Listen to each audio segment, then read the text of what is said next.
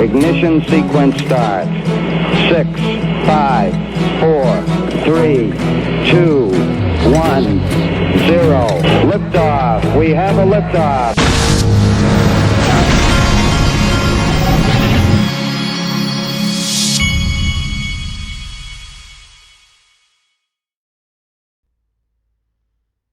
Hey everybody, this is the Digital Asset Investor, and this is the second time I have recorded this video. I got up early this morning. I was doing the responsible thing because I knew that I had to take my son to school this morning, and I was doing the responsible thing, and I went ahead and I was kind of in a hurry before I took him to school, wanted to record the video. And what do you know? My computer glitched out and the sound completely did not work. Recorded the whole video without it. But don't worry. Here we go. Before I start this video, anytime David Schwartz tweets something, he's a funny guy. Anytime he tweets something, even if it's not significant with Ripple, since he's a world changer, he's worthy of me showing his tweets.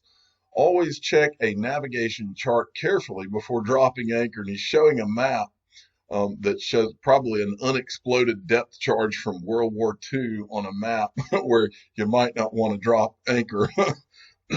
I'm sure that there's a lot of those type things that are out in the ocean that probably people run into every once in a while. Who knows? Okay, from XRP Crypto Wolf. Illinois now recognizes smart contracts and other blockchain records as legal instruments. It also yields the blockchain industry from local government interference. The state's Blockchain Technology Act, sponsored by Representative Wheeler, took effect January 1. So all these states are getting in a row. Everybody's getting things lined up. Yesterday we were talking about how New York wants to launch their own digital asset. So see what's happening, folks. For you and me that have sat here through this long bear market and waited while all of the foundations were being laid, the payoff is somewhere close, I believe. XRP Crypto Wolf, the European Securities and Markets Authority (ESMA) wants to create a sound legal framework for cryptocurrency in 2020. They plan to push for more regulation around cryptocurrencies and crypto-related products as a part of its 2020 main focus. I wonder why they want to focus on digital assets so much. Okay, and also got this from NBK Crypto. Siam Bank's app brings Ripple's technology to 6 million users. Says SCB has announced the launch of SCB Easy, a mobile application based on Ripple's real-time gross settlement system. Very interesting stuff here. Now, I believe that in the future, I'm assuming is just using Ripple software. I believe sooner rather than later, when you hear someone's using Ripple software, they're automatically using XRP as well. Okay.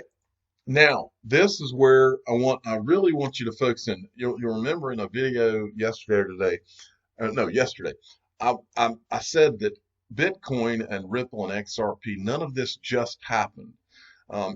As I've been in this space longer and read more and seen more things and seen different people do deep dives and different things, I've never been more convinced than the fact that Bitcoin, and I would include Ripple and XRP, that these are somehow, some way, government hatched. And I've told you all the reasons here, but I'm going to make another point here.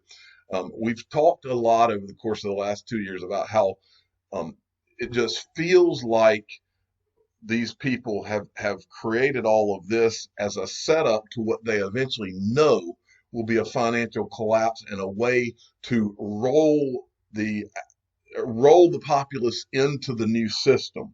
Okay. And a lot of people have called it like a financial reset. Well, I want to take you through just a mental exercise because I totally believe that Bitcoin, after all I've seen, I totally believe that Bitcoin was a government creation. And I also believe that it was designed to roll the populace into the new system. And then the And that would be the first wave. And then the second and the third wave would be the actual technologies that will take the world into the future, including XRP, maybe including some of the smart contract platforms that have been that people have been working on, like Cardano. Who knows? But the point is that I believe this has all been a plan, and I'm going to explain to you why. First, let's look at what's happening, okay? This is from Zero Hedge. UK retail industry sees the worst ever in 2019. The worst ever, folks, okay? All right. And then there was this from Zero Hedge. The end stage has begun. Rubino warns we're past the point of no return. Just an FYI, that is not Muriel Rubini. This is a guy named John Rubino, who is a financial writer. Okay, now I took some of his quotes out of this article and I want to read this to you. Now, while I'm reading this to you, I want you to think in terms of this. The government hates gold, always has, except when they own it. They hate you owning gold. They've made it illegal in history for you to own gold. They took us off the gold standard because they want to be able to control the money, and being able to print fiat at will is in their interest.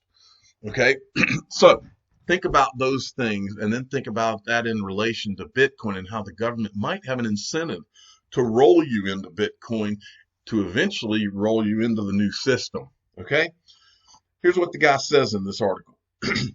If you think you are beyond the point of no return financially as an individual, you borrow as much money as you can and then go bankrupt. Governments in the world are starting to do that now, or behaving that way. There is nothing they can do to fix the system. In the United States, they tried to fix the system and scale back, and they found out that it is impossible. Now, but before I read any further, I want to remind you, remember, when Donald Trump ran for office, he ran as a libertarian type guy, and he was talking about how irresponsible it was, the money printing and the artificially low interest rates and all of that. He was talking about that and how that needed to be fixed. But once he got in office, he realized really quick when they tried to start doing the responsible things and raising interest rates, the stock market started to collapse. And so then he started putting pressure on the Fed to do the same thing he said that he didn't want done anymore. And that's not a political statement. That is, all of these politicians, they ultimately, when they're in office, if they have another re-election they have to win, all of them, not Republican or Democrat, all of them, they do whatever they have to do to get elected again. It's the idea that, well, if I don't get elected, I can't do what I ultimately wanted to do. So that's how they think. Well, so now I'm going to read further in this article, but I want to read that little part again. In the U.S., they tried to fix the system and scale back. They tried to scale back on all this printing money garbage. Trump did try, and they found out it was impossible. They're in a box now. Now, I'm continuing the reading of this. The central bank in the United States cannot raise interest rates without the economy collapsing, so they basically gave up. They are printing a lot of currency electronically and dumping it into the banking system. The consequence for the currency is to make it less valuable year after year.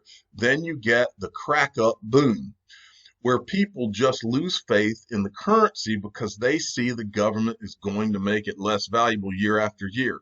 So there is no point in holding that currency as savings.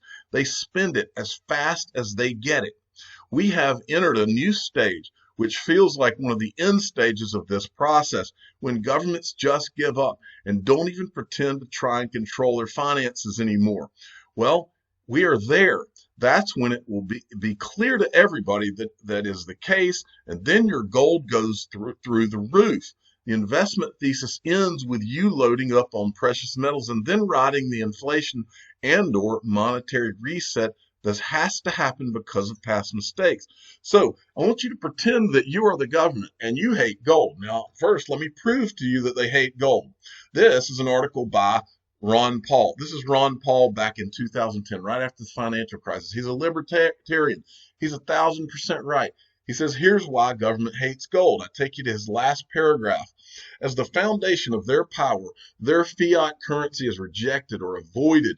Government power is compromised. Fiat currencies trade the people's freedom and security for the government's freedom to squander the wealth of the nation on wasteful pet programs, wars, and corruption. This is why the freedom of the people is so intertwined with a sound monetary unit. This is also why the founders liked gold and silver, and supporters of big government hate them.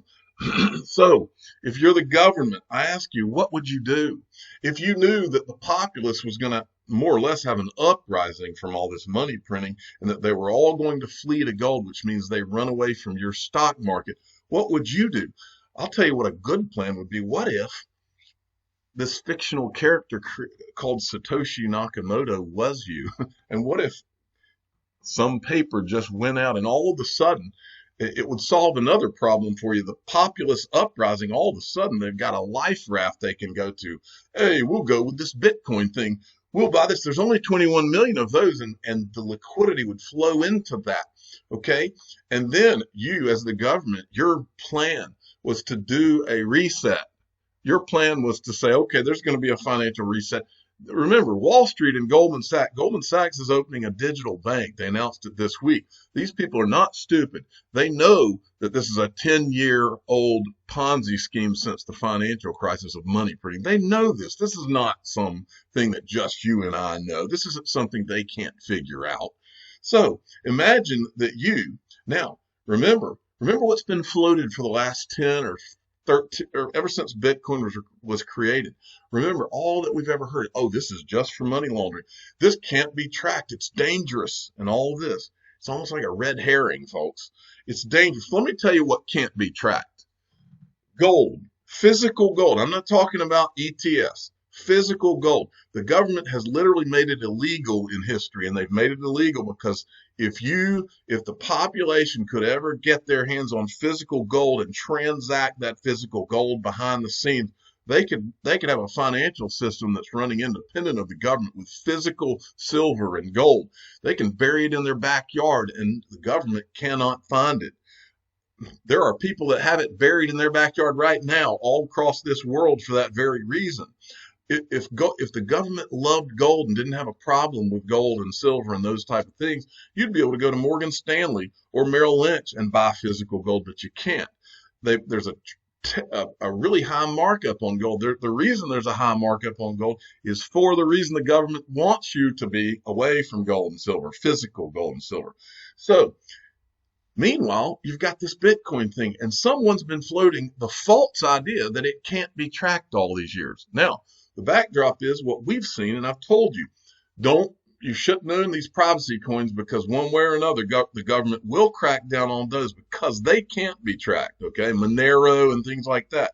Well, they've cracked down on them, and they continue to crack down on them, right? Well, the reason they crack down on those is because they can't track them. But what can they track? They can track Bitcoin and all the other digital assets that aren't privacy coins. Okay, so they will shut down the privacy coins and they will shut down the on and exit ramps for privacy coins, but they won't do it for the digital assets that they want you to flow into. So and if you're wondering if Bitcoin is really trackable, right here, this is from August 22nd, 2017. The IRS has been using Bitcoin tracking software since 2015, folks, since 2015, right? Okay, now, so in other words, it is eminently trackable. They know how to track it. They're going to track it, folks. But the overall point of all this is that none of this happened by accident. They know this economy collapses. And would they rather have all of that flow into gold and silver, something that can be hidden from them, or would they rather that flow into a new system where things are trackable, eminently trackable? Okay, and if they were going to do that, the imperfect technology that is Bitcoin might be the trial balloon. It might be just for the purpose. Remember all these people that won't even say Ripple or XRP that are actual investors in it? Maybe the plan all along, this is what I believe. I believe the plan all along has been to use Bitcoin to get that liquidity into the system and then roll it into the ones that are going to be the real money makers. That's what I believe. Now Don't take my word for it. Let's look at this tweet right here. If you haven't watched this, this is from Crypto Bull. This is Peter Schiff. Now, Peter Schiff, just so you know, Peter Schiff is the guy who I started after the financial crisis. This is how I got into digital assets. I began to listen to Peter Schiff. First guy, him and Max Kaiser. They were gold bugs. I began originally to buy gold and silver and those type of things, physical, okay? Now, Peter Schiff has been ranting about exactly what I just talked to you about, except for the Bitcoin part, about how the things will collapse. Well, Peter Schiff has been right all along. But he's wrong. What he's wrong about is and he's not even wrong about gold and silver. Gold and silver is always going to be a store of value, folks. Period. Physical, that is. And I will continue to own some. Okay, it will be. Okay, but look at this. This is Peter Schiff talking about Bitcoin in June 2011. The video shows what would have happened with $10,000 stored in Bitcoin versus gold from then to now. And I want you to tell me. And here's the end of the video.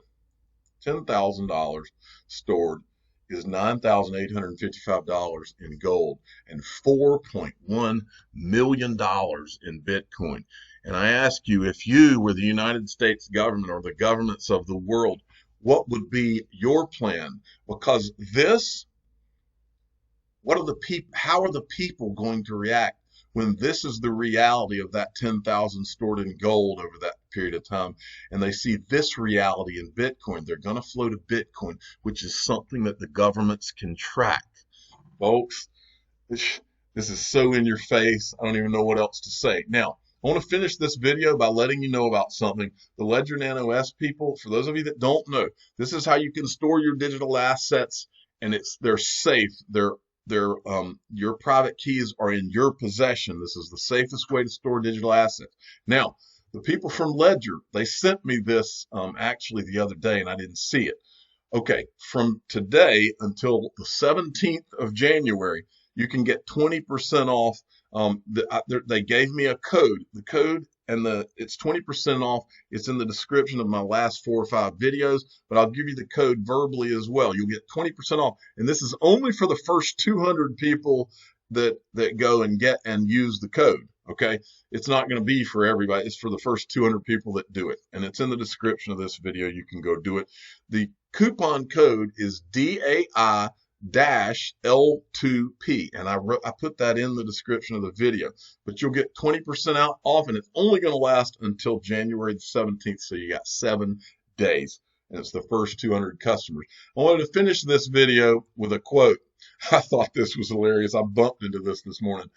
And this is from Ron White. I believe that if life gives you lemons, you should make lemonade and try to find somebody whose life has given them vodka and have a party. I'm the digital asset investor. I'm not an investment advisor. This is for entertainment purposes only. Please subscribe and hit the like button, and tell your friends and family that if they want 20% off on those ledgers, go in the description of every video I've got, get my coupon code, and you can go and get this ledger. Thank you for listening.